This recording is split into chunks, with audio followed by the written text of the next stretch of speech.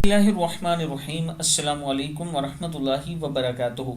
आबिdraja official channel की तरफ से आज मैं अपने दोस्तों को रसूलुल्लाह सल्लल्लाहु अलैहि वआलिहि वसल्लम का एक फरमान बताऊंगा।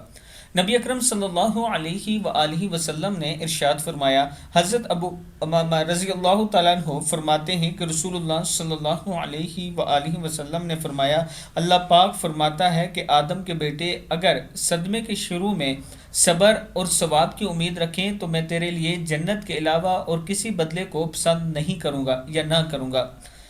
इब्न माजा की हदीस है, यानी जब आपको दुख तकलीफ हो, सदमा हो, तो उस टाइम अगर आप सब्र कर लेते हैं और अपने रब का शुक्र अदा करते हैं तो अल्लाह ताला फरमाता है कि जन्नत के अलावा आपको दूसरा कोई इनाम नहीं मिलेगा।